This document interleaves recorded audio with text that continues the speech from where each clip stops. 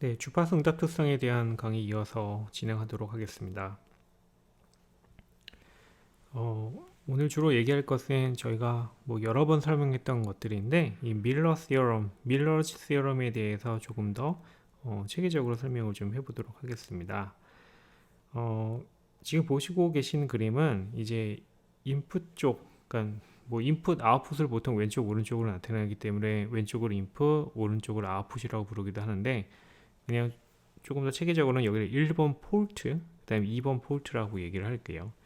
지금 상황은 이제 1번 폴트에서의 볼티지가 정해졌을 때 2번 폴트의 전압은 그냥 K배의 V1이 된다. V2는 K배의 V1이 된다. 라고 그냥 정해지는 것을 그냥 가정을 하는 거예요.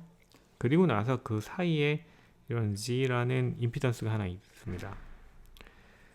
그러면 일단은 첫 번째 여기서 중요한 가정이 하나 있는데요. 뭐냐면 이 K라는 것을 결정하는데 일단 이 G는 아무런 역할을 하고 있지 않은 상황을 일단은 가정을 합니다. 그 상황에 그런 가정이 이제 합당하다면 이 왼쪽에 있는 서킷을 오른쪽 서킷으로 바꿀 수가 있어요. 보시면 이제 1번 폴트와 2번 폴트가 이제 G라는 임피던스로 연결되어 있는 케이스인데 지금 이 두 번째 그림에서는 어떻게 표현하겠냐면은 그 두 개의 연결은 없고요. 직접적인 연결은 없고 왼쪽은 G1, 오른쪽엔 G2의 임피던스가 개별적으로 달려있는 것처럼 얘네들을 분석하겠다라는 겁니다. 그럼 왼쪽과 오른쪽이 똑같으려면은 1번 폴트에서의 볼티지와 커런트의 관계, 다시 말하면 이 볼티지와 이 커런트의 관계, 2번 폴트에서의 볼티지와 커런트의 관계, 이 볼티지와 이 커런트의 관계가 요 오른쪽 서킷에서도 동일하게 나타나기만 하면 그러면 되는 거잖아요. 그럼 이제 이게 어떻게 되는가 한번 보도록 하죠. 지금 보시면 이제 이 1번 폴트에서 들어가는 커런트 여기를 I라고 지금 놓고 있고 이 커런트를 오른쪽으로 서킷을 변화시켜 놓을 때를 이제 I1으로 놓는다면 이 I1은 이 V1을 이 Z1으로 나눈 값이 이 I1이 될 거예요. 그게 뭐하고 같아야 된다? 이 커런트하고 같아야 돼요. 근데 이 커런트는 뭐냐면 지금 여기가 V1이고 여기가 KV1이면 여기 양당 간의 전압은 이제 이 V1에서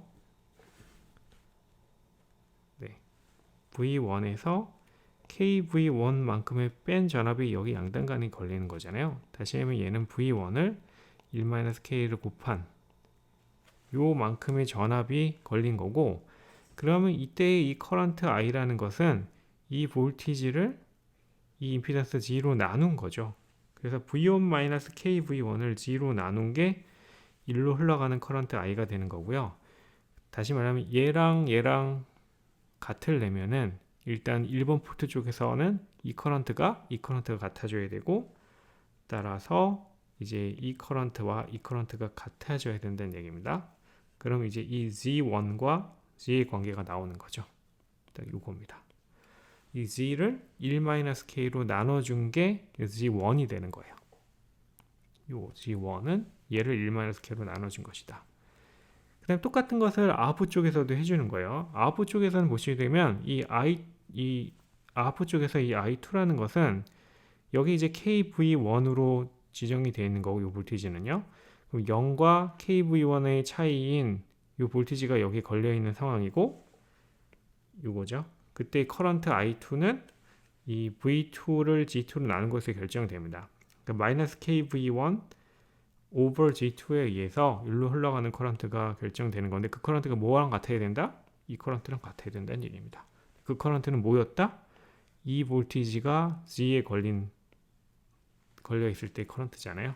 똑같아요. 이제 G2를 이제 G에 대해서 표현하면은 G over 1-1 over K에 의해서 표현됩니다. 딱 이거예요.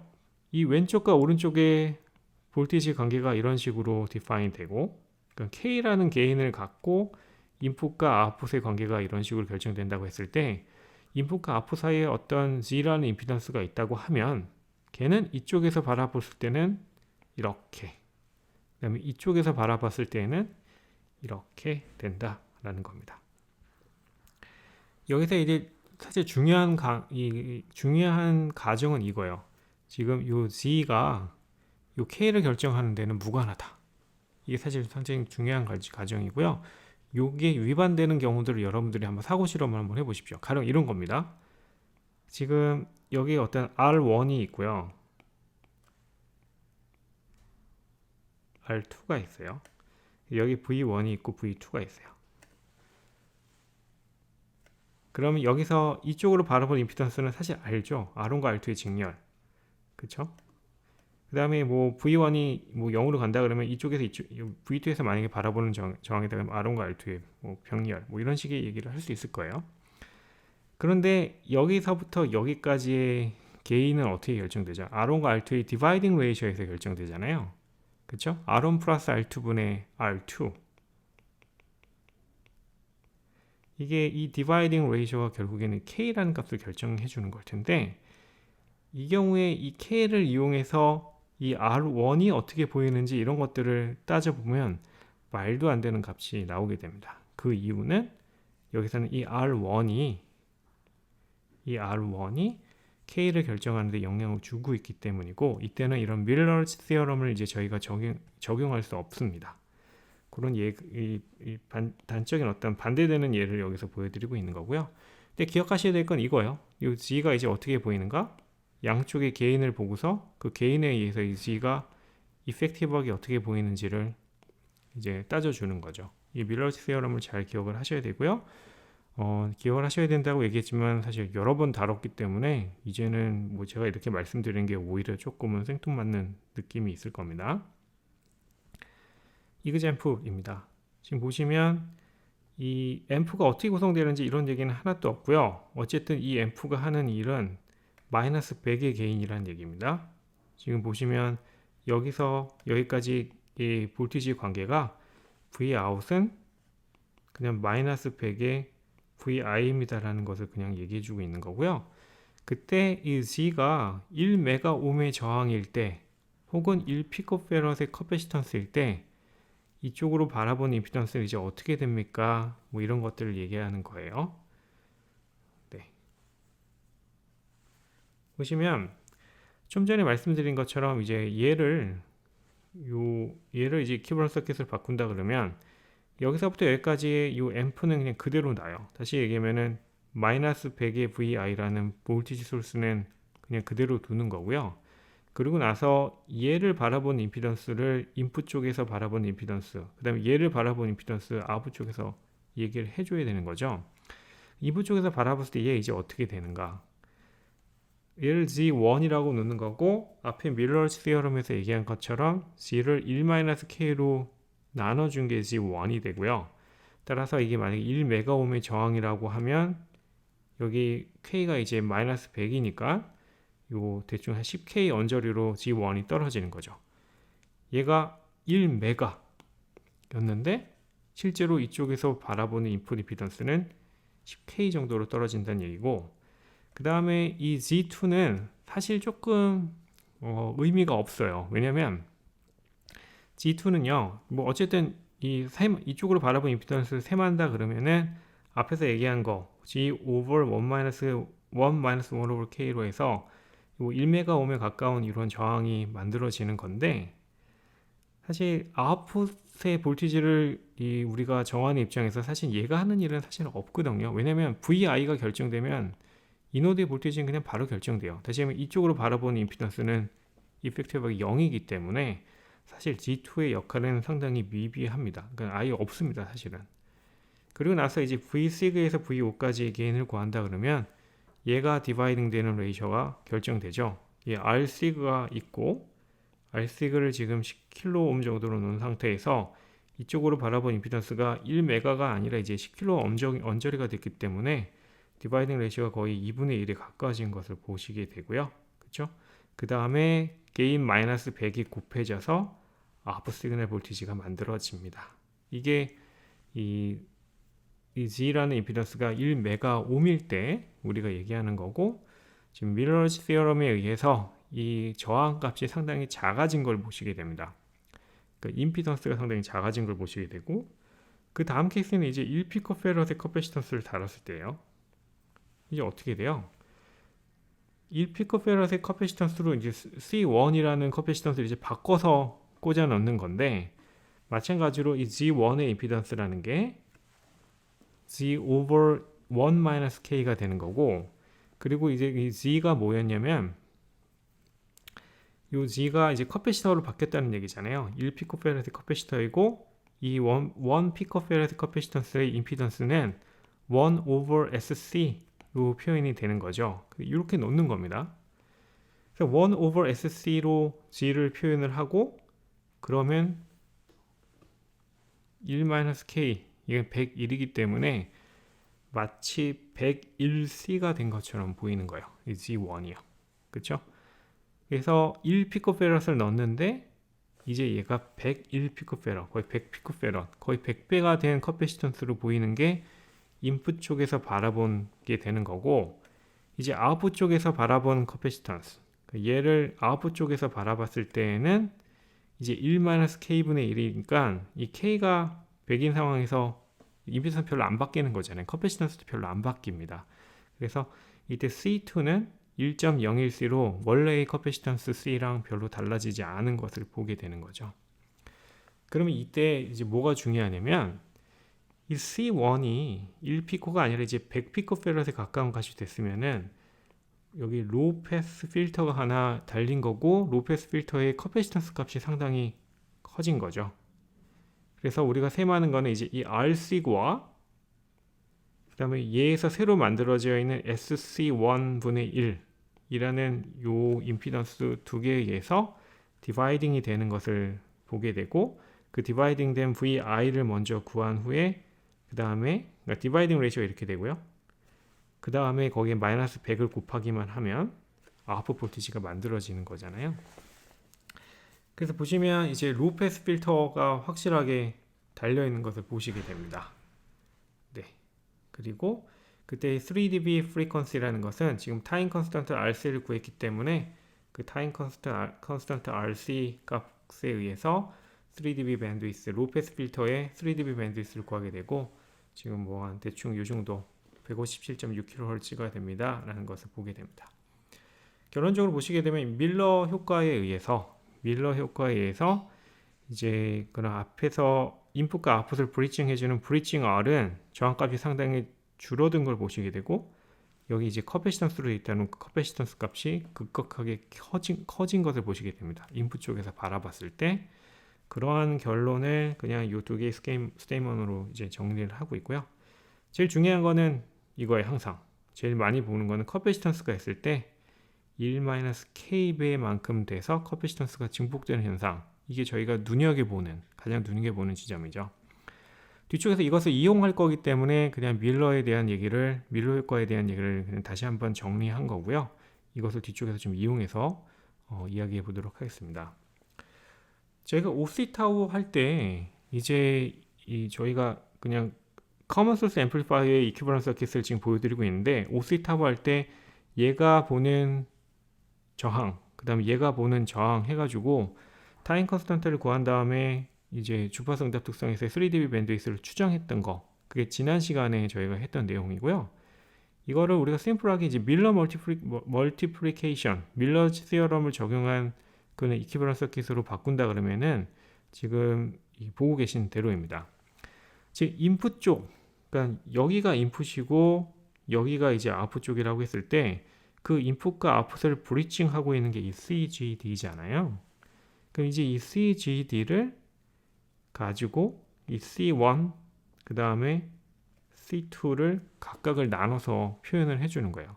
그럼 더 이상 이제 인풋과 아웃풋을 브리칭 해주는 컴포넌트가 없으니까 이 시그널의 플로우를 그냥 따라가게 되면은 간단하게 Vsig에서부터 Vout까지의 이 트랜스퍼 펑션을 구할 수 있는 거죠. 단순하게 로우 패스가 되는 걸 통해서 VGS가 어떻게 결정되는지를 보고, 그 다음에 이 커런트를 만든 다음에 이 로드에 커런트가 흘러서 아웃풋 전압이 만들어지는 형식으로 제가 분석 방법을 바꾸게 되는 거죠. 그러면 이 CGD를 C1으로 바꾸는 거는 앞에서 한 것처럼 이 CGD에 1-K를 곱하면 되는 거고요. 임피던스는 1-K분의 1이 되는 거고, 커패시턴스는 1-K배 되는 거고요. 그 다음에 이 C2는 1-K분의 1을 곱한 걸로 만들어지는 거죠. 그때 이 K는 뭐다? 여기서부터 여기까지의 개인을 얘기하는 거고, 여기서부터 여기까지의 개인을 얘기할 때는 이 CGD의 역할에 대해서는 아직 다루고 있지 않은 경우요. 네. 그게 이제 사실 조금 헷갈릴 수도 있고, 어떻게 보면은 저희가 나중에 좀 더 분석을 정밀하게 할 때, 필요한 내용인데, CGD가 여기서부터 여기까지 개인을 결정하는데 아무런 역할도 하고 있지 않다? 이 스테이먼은 맞습니까? 틀립니까? 하이 프리퀀시에서는 당연히 이 CGD가 영향을 줘요. 그렇죠? 그러니까 우리가 지금 CGD에 대해서 뭔가 분석을 하고 있는 거잖아요. 그렇죠?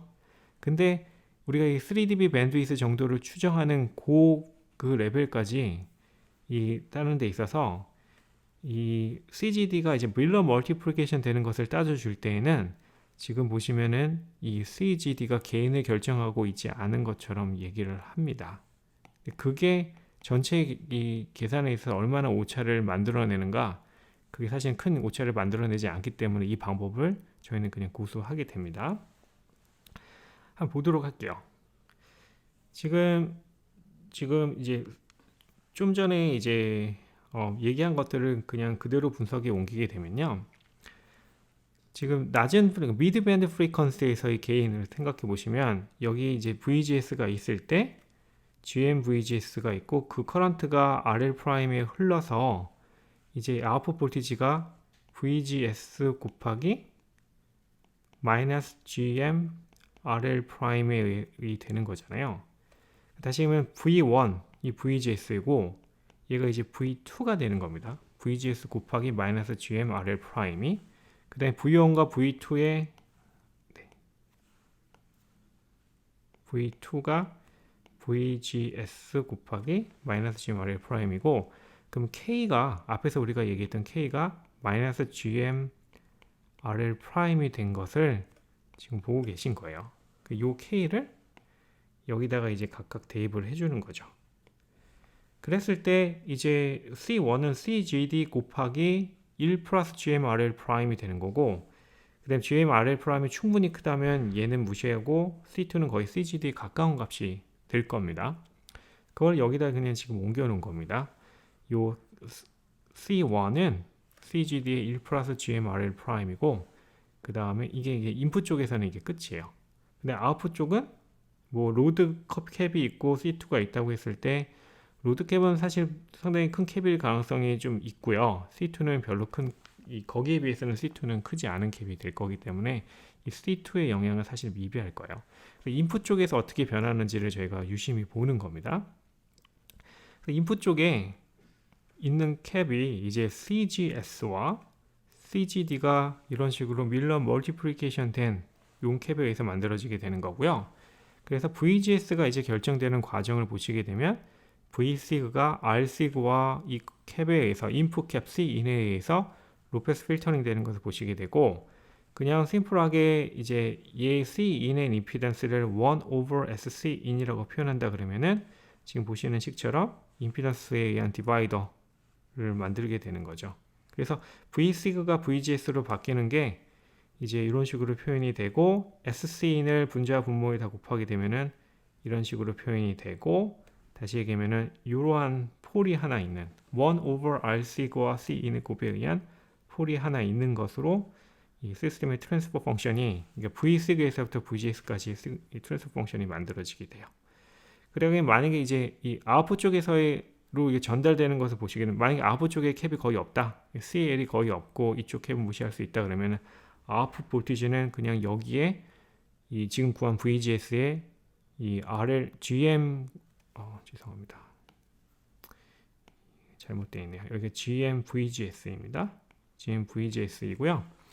그리고 GM VGS 곱하기 RL 프라임에 의해서 이제 아웃풋 볼티지가 만들어지는 것을 보게 됩니다. 그래서 여기 보시면 여기서부터까지 여기까지 트랜스퍼 펑션은 이제 DC적인 개인 마이너스 GM RL 프라임, 그 다음에 거기 주파수 응답 특성에 대해서는 원폴 시스템이고, 그때의 폴은 Cin과 Rsig에서 결정되는 것을 보시게 됩니다. 다시 보시면 이 Cin이 뭐냐 라고 했을 때 C는 CGS 얘랑 CGD가 밀러 멀티플리케이션 된 얘의 합으로 표현이 된다라는 겁니다. 그리고 나서 이제 OC 타워를 가지고 했던 것과 비교를 한번 해보도록 할게요.